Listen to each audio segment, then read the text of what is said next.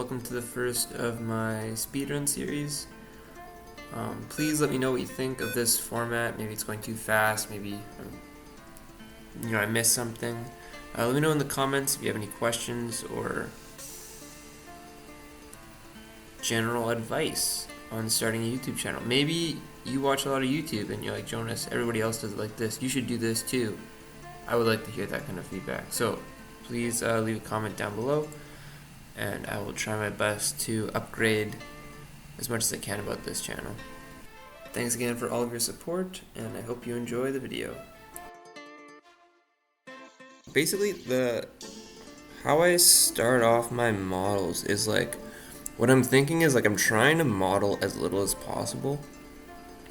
I'm extruding a little bit here, but like I'm basically just taking like a rounded cube, and I just try and push that kind of into the proportions of the concept that I see.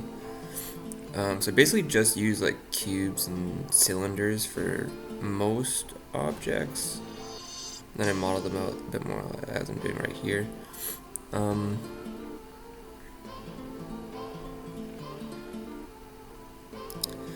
And you'll see too, like I go back and forth. So like I have the image plane or the concept on my camera. So when I hit 0 on the number pad, I'll go back to that kind of reference. You'll see here.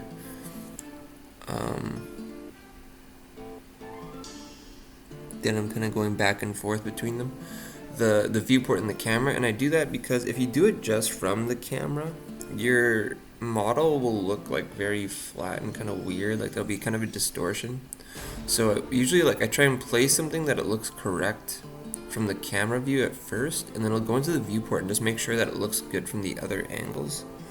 It's really important, and it's something that like just from watching this you might not get that, but like you want to make sure that everything looks good from basically like 3 angles, or the angles that it's kind of like on, I guess. Like, yeah, you want like that sword to line up to the concept, but it also needs to make sense from like the side and the back view. So it's not just the front view, it's the front, side, back. If it looks good from the front, side, back, it's gonna look good from like the other kind of rotation as well. So something that it really helped me early on when I was doing 3D is just, it doesn't have to look good from every angle. If you just make it look good from 3, you kind of have your bases covered. It's a lot faster to make 3 angles look good than all of the angles look good. So that's something that you can kind of think about as you guys are working on your own kind of stuff.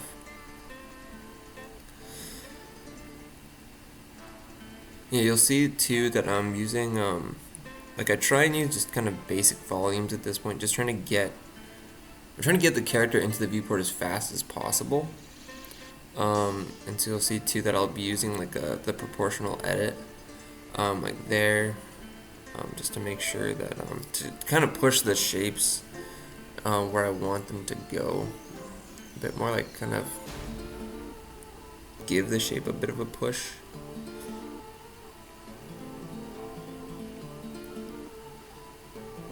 And yeah, there's nothing too fancy about this process. It's really just about like slowly building up the detail, and getting kind of the big basic shapes in first. And sometimes too, like this arm, for example, like maybe you need to bump it a bit off the concept sometimes to make it like look good in 3D. Like sometimes the 2D isn't exactly correct, I guess. And so you have to kind of find like that kind of middle ground between like making sure that it still looks like the concept, but making sure that it also works in 3D. Cause sometimes it'll look really good from the camera, but then you rotate around and it's like, ooh, this does not make sense. And so just keep it in mind that you want to make a cohesive 3D sculpture, and you're not just making like a 2D image with the 3D volumes.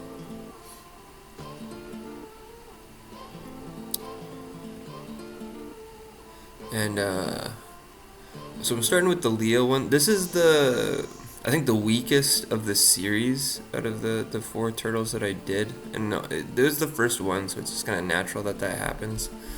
It was really fun to kind of see how the my process kind of evolved just over this like little series. Um, but I think this one I feel like I kind of over modeled honestly at the beginning. Like I kind of got too into the details, and I think I went a bit looser in the beginning on the other ones, and that kind of I don't know, it kind of helped out a bit more. And so here too, I'm using PureRef as a reference board, and it's like PureRef is such a game changer. Like having your reference on the screen at all times.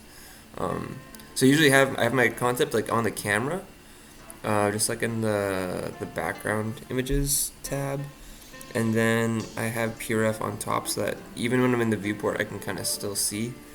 And so for the shell here, like I didn't quite understand how the shell was kind of attaching to the turtle based on my initial concept. So sometimes I'll just go find other concepts just to try and make the rest of the piece a bit more cohesive.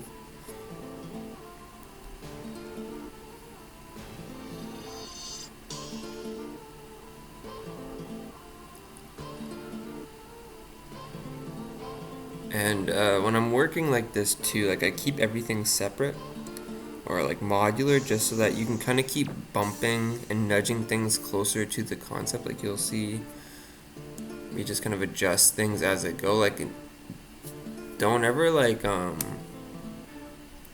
feel bad about going back to something you've already kind of visited and just kind of adjusting it. Like if you feel like it's off from the concept, like keep adjusting it. Like it's the only way it's gonna get one to one to the concept is if you put it there. And so like we're really like just trying to evolve this piece into like that finished Leonardo. So if anything is off, you know, you have full permission. Like you're the artist to just kind of adjust that, push it into place. Here I'm using the sculpting tool, the grab brush. I go back and forth between using either the grab brush or like using proportional edit. Just kind of depends. Proportional edit's a bit more precise. Sometimes the grab brush is just good to just kind of shove something in a direction. And so there, I just it's kind of like in ZBrush when you use like you'll mask out a piece of geometry or you'll mask out part of the topology, and you like extract it off. So this is a method that I'll do in Blender where like I'll select faces off of an object, I'll duplicate them, and then I'll separate them. So I did the little thing on the ring there.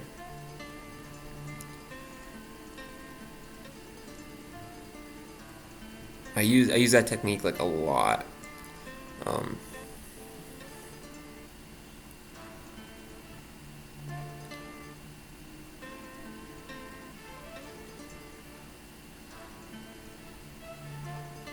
just gonna fine tuning.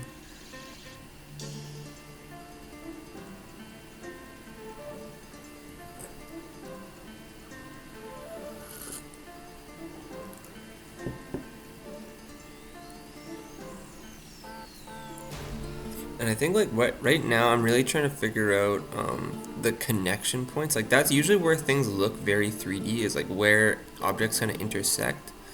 So that's why I was kind of focusing just like on the shoulders, like where the shell kind of meets the shoulders, where the straps kind of cover that up. Like I wanted to make sure that that looks authentic and not just kind of like a weird spaced out pieces of geometry.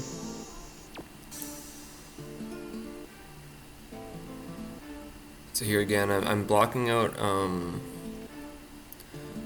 the toes kind of separately.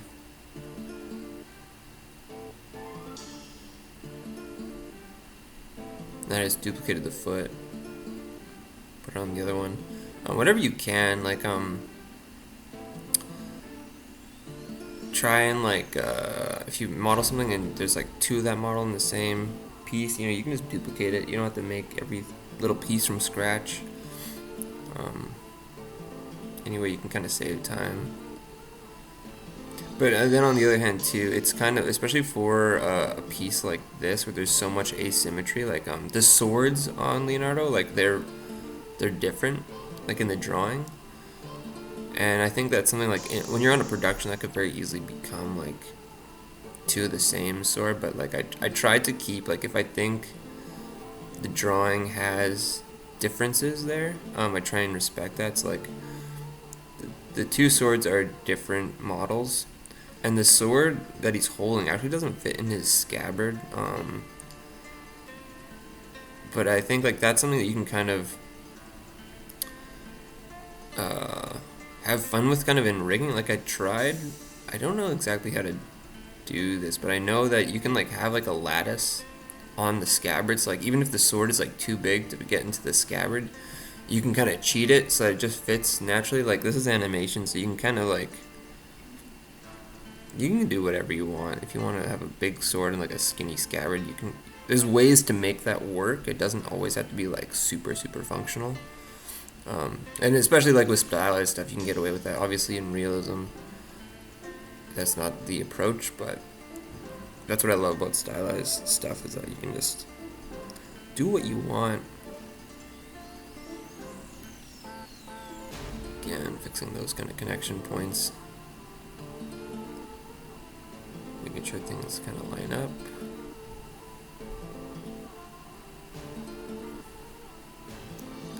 So yeah, on this one, since it was the first one, I think I got a bit too caught up into the details. I also used the procedural outline on this one, and I've been messing around with how to do the outline for like years now, and I've played around with the geometry nodes version, which is, the geometry nodes version is pretty decent. It's just a bit too heavy for my computer, I find. I'm on like a crappier kind of laptop, so I think if you got a decent computer, I would play around with the geometry node setup of doing the lines. This one I just used like the line art modifier, I think. But in my opinion, it just looks so static. Like there's no life to the lines, and like there's so much character to the concept that Lee did, that like you really want to capture like how he does his lines. And if you're using some kind of procedural outline, you're gonna lose that. It's gonna be too perfect almost, like. But that's kind of getting ahead.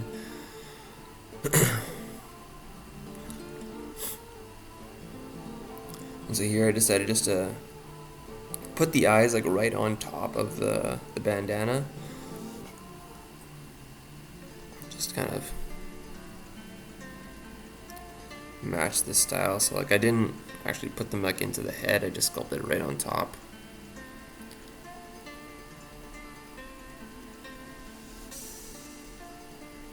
And then I toggle the background image on and off by just clicking that little overlay button in the top right corner. So I do that a lot just to kind of check my work to make sure that things are still lining up.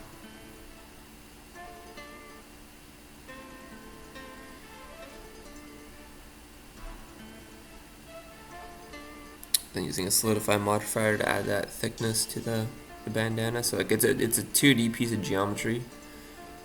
And then I use a solidify on top of it just to add that thickness on.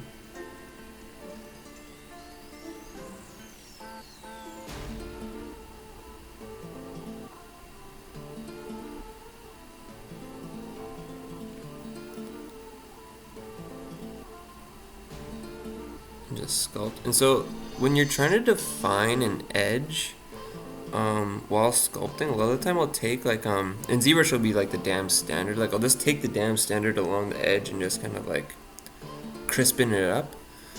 And here I think I just use the standard brush to do the same thing. Or the crease brush I think you can use too. So if you want to have like a sharp sculpted line, that's, or like an edge. It's usually how I define my edges.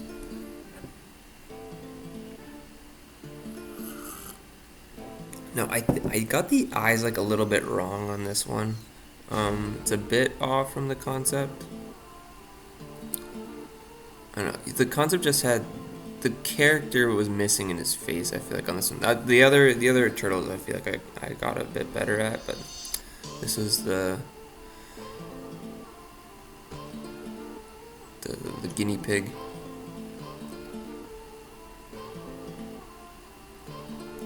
Oh, and I think just barely. I used some displacement on the little tassels on his sword, just gonna add a bit more, make them look a bit more natural.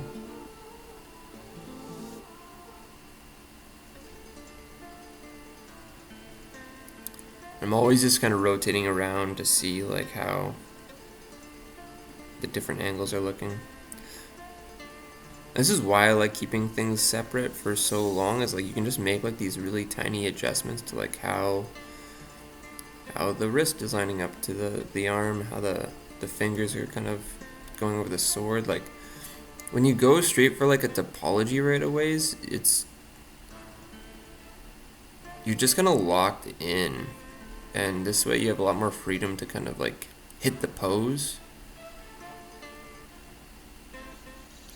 and just like get the proportions right. Like it's a lot easier to kind of adjust smaller pieces of your model if you keep it everything separate, as opposed to like just trying to make it one big chunk. It never really goes great.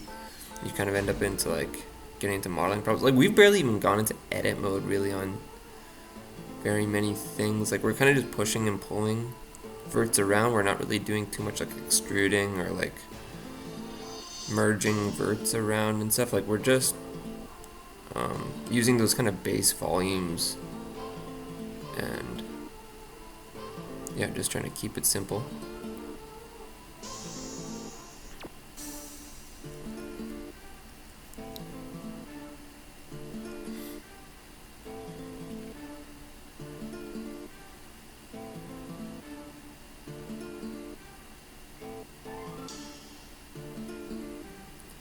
And so I think on this one too, like I over sculpted this. I think this is the only one that I actually sculpted the details on the shell.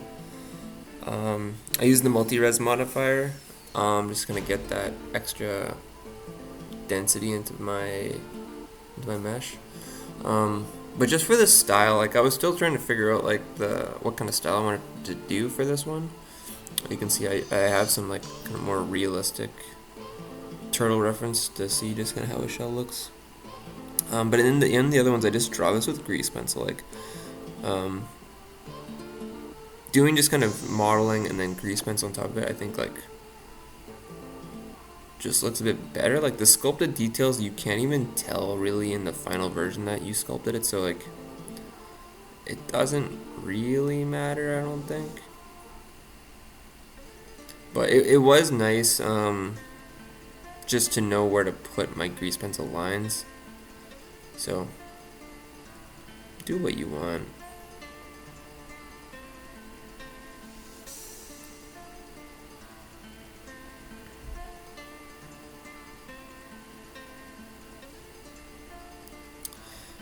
And on this one too, because I used the procedural outline, so here you'll see like I'm actually like I'm finishing modeling this foot.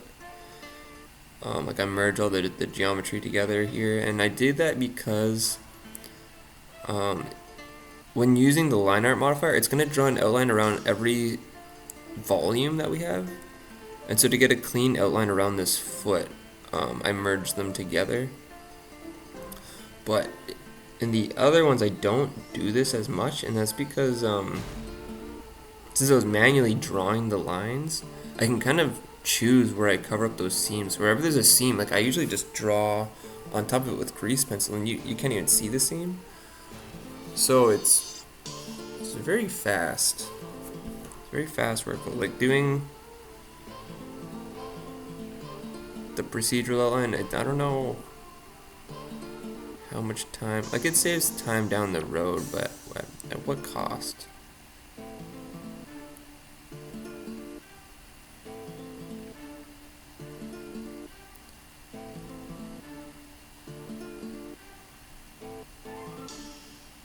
So there, I just deleted the old foot, just duplicated the other foot.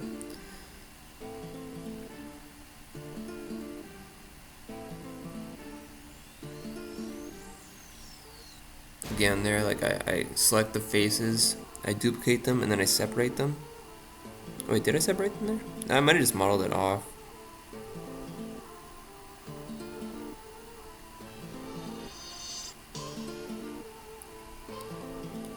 Okay, so that's the modeling done. So now we're gonna get into the texturing. So the shader setup I use here is very simple. Basically, so that image there is like a paper texture that I have, and I think I just took it straight off of like the Leonardo concept. And then I'm basically just combining the noise texture to get like some slight like variation. Like I want it to look like a marker, so like it's when you look at the details of like how the marker ink goes on the paper, like it's kind of just fractally, and so we can kind of get that that look by just kind of combining noises. Like whenever you see kind of a fractal in textures, like you usually can use like a Musgrave or like a noise or something, you know, something organic to kind of get that detail.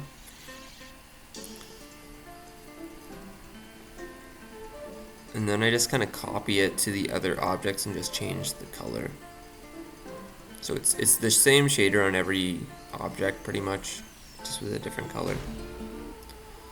And I didn't go into any kind of roughness really. There's no normal. Oh wait, there's a normal map in there. Never mind. But obviously we're going for like a very flat look. Like we want this to look like a marker, pen and ink drawing.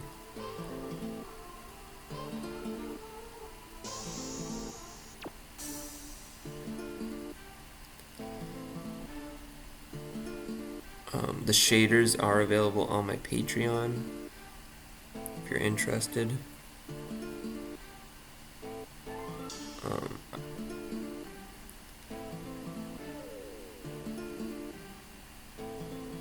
But honestly, I would probably just make them yourself. Like this is a very simple shader. But I wanted to have them available just because I know some people, you know, I've added too, like I'm usually kind of a purist where like I try and just make everything I do from scratch. But sometimes you have those like tight turnout freelance gigs where like you have no time and you just like wanna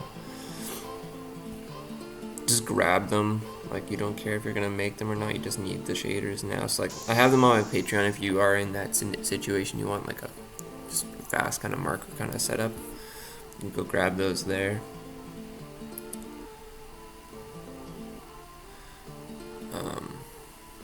So yeah, now I'm gonna start drawing with grease pencil, and I'm figuring out now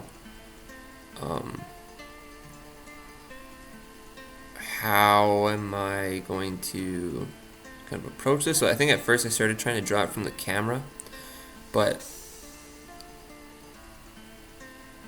it projects kind of weird sometimes from the camera. Like I think to get the best results, I think it's best to draw it in the viewport.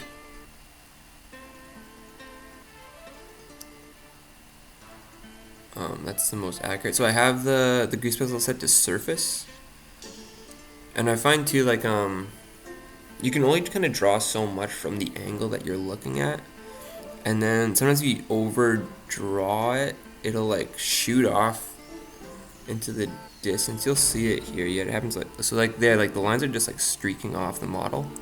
So what I'll do is I'll just go into edit mode, and I'll box select just like the farthest part of that stroke, and I'll just delete the vert, because usually it's like one vert on the grease pencil that's like just like thrown off into the viewport. So if you delete that, it'll just like kind of snap back into place. Like I'll draw a line, I'll go into edit mode, I'll like delete, I'll kind of clean up that line, and then I'll go on to the next one.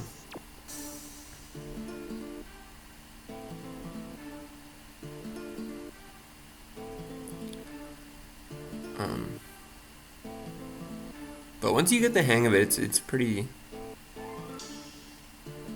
simple, pretty fun to do. I really like this workflow. Like it's obviously not like how to make the most clean and proper character. It's more, this is more like how to make like a quick 3D concept of a character. And I started like I've um, quite actively like work on projects in my spare time. So like, usually you want to spend like maybe around like a month on like a polished, like if you want to do like a final production ready character with like all nicely textured with good UVs and like a quality kind of piece, that takes around a month. But like if you're already working a job, it's hard to spend like it's such a time commitment to do that. Whereas doing something like this, you can, if you have a free day or even like an evening, you can kind of just bang out a character. And so it's just, for fun more than anything. But you can rig this too. Like I recorded the rigging process. I'm not sure. I'll be putting that out at some point. I'm just beginning going through the first kind of how to make the maquettes. Be putting those videos out first, and then I'll get into the kind of the rigging and animation. But for now, we can just kind of focus on how to make this.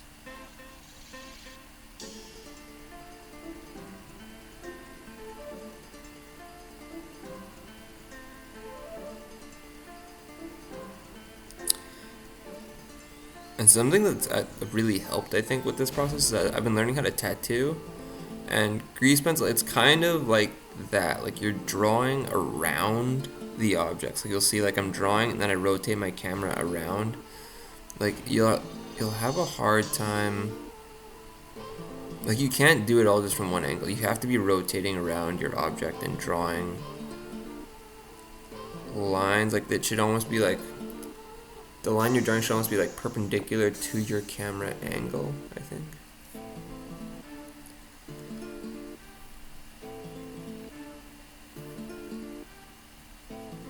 So you're just kind of covering up those seams with grease pencil, trying to find the nice composition with how the bandages should wrap. Trying to make something that looks natural.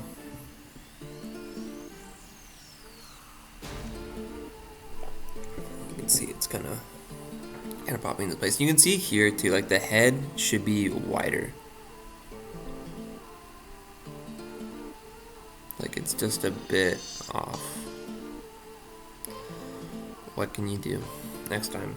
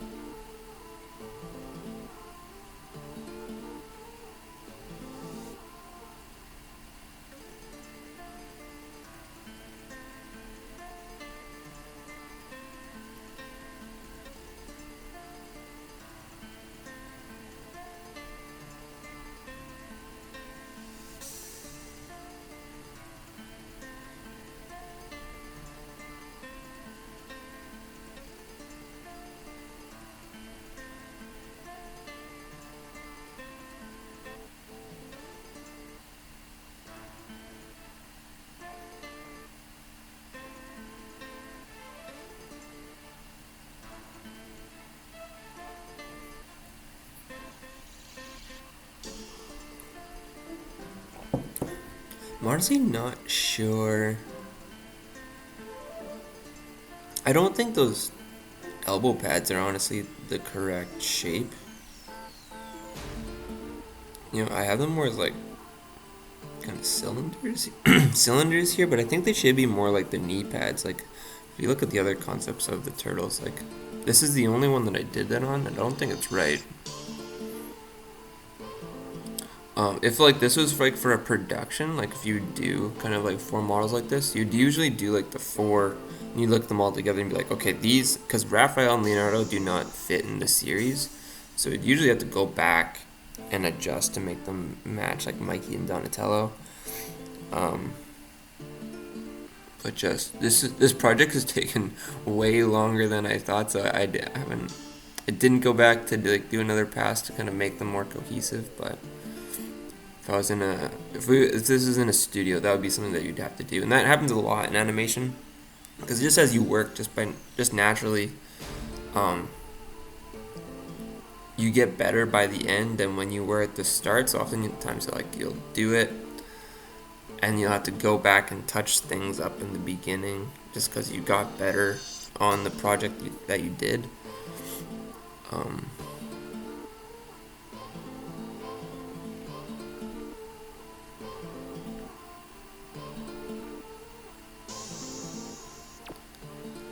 so here I'm just kind of playing around with like what's fun about grease pencil is like the different modifiers you can do to kind of get different looks. Like I was just playing around with the length modifier, which makes it so that your strokes kind of extend a bit farther off than what they are, so it like fakes kind of like a looser look. So I was trying to put that on the line art modifier just to make it look a bit more organic, but it kind of still looks off.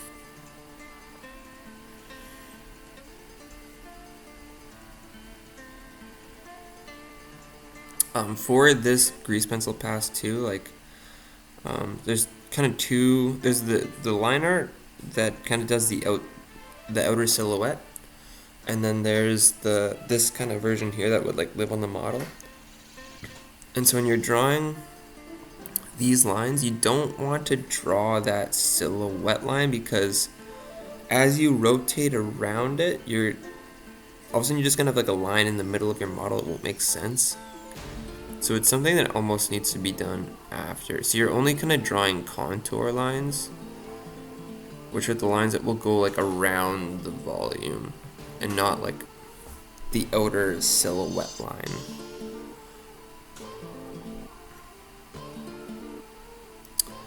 Unless it is like on the knee pads, you know, it's very cubey shape.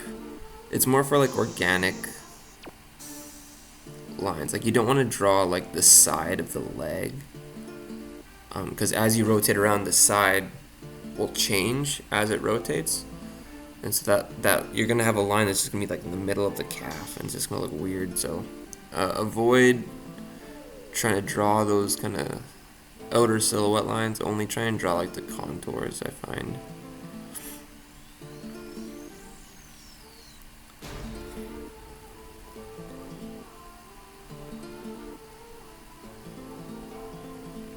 Yeah, grease pencil is super fun, and it kind of, it's more of like a comic book workflow where like now you have like this 100% black that you can kind of use to cover your mistakes and like just like add more ink where you need to. So it kind of changes the rules of 3D a bit, I think,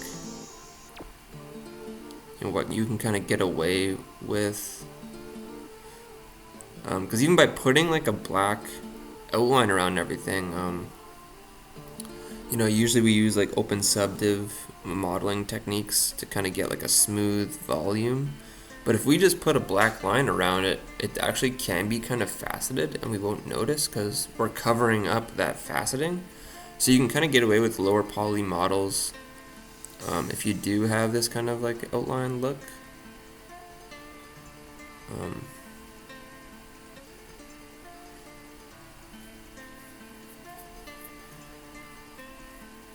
I haven't tried. I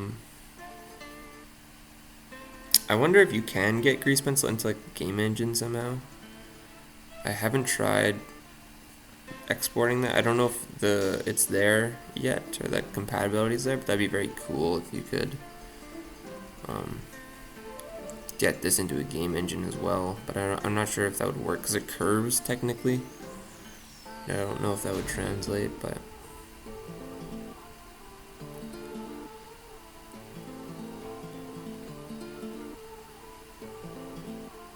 So yeah, here. So like, yeah, I was just saying before, like it just kind of covers up the sculpted detail. I was playing around with like how deep should I make like those cracks, I guess. But at the end of the day, like you just see those black lines, so you don't actually need to do that kind of sculpting.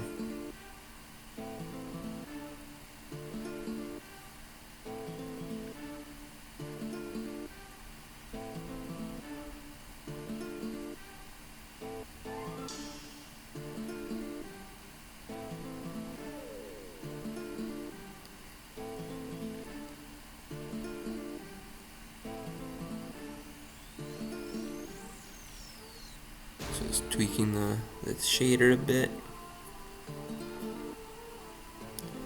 And I think on every turtle I tweak the shader a bit more. It's like the version on Mikey is the most evolved.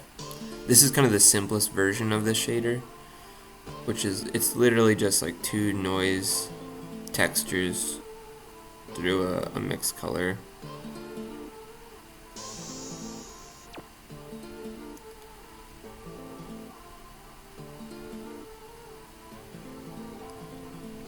And so here too, I had 2 noise textures kind of going together. Now I'm trying to like divide them. So before I only have like 2 values, now I'm trying to get like a 3rd value by doing this. Things like before I just had dark light, now I want like dark medium light kind of thing. Get more like 3 tones. So you can see it on his face, it's kind of changing.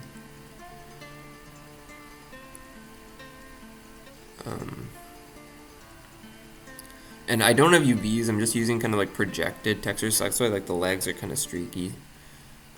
If you want to fix that, you just need to properly UV it and make sure that all the transforms are zeroed out, and it should look correct. So now I'm just copying that node setup. So I adjusted the nodes in the shader, and now I'm just copying that to all the other materials that I made. The yellow for the shell, the brown. Oh, a trick that I do, I think I went too fast to kind of show it, but on the brown, there's slight color variation on all the pockets, and I did that by having the object info node going into using the random value part of that into a color ramp. And so on the color ramp I have my different shades of brown, and then whenever I have a different object, it's gonna shift it around. So like the scabbard, I think, and all the shell, all the pockets, that's all the same shader, but they all have a slight variation of brown. So it's a very easy way to get color variation on different objects in your scene. It's sweet for environments too, because you can kind of just like pick your color palette on your color ramp, and then if you have if you want to do like a bookshelf or something, you can have the same shader on all of your books, but then all your books will be different colors. So it's a really, really nice way to get color variation while still being optimized. Now I'm just playing around with like, oh, what if there was kind of like painted shadows on it? So I'm trying to just add more of like an ambient occlusion kind of pass. And since the grease pencil strokes are like curves, you can like go into edit mode and just like, you can even like model them. If you're a really good modeler, you can just model grease pencil lines. That works too. I'm drawing them on my tablet. But sometimes I will like just adjust with my mouse too. There we go, that's the first one. Leonardo.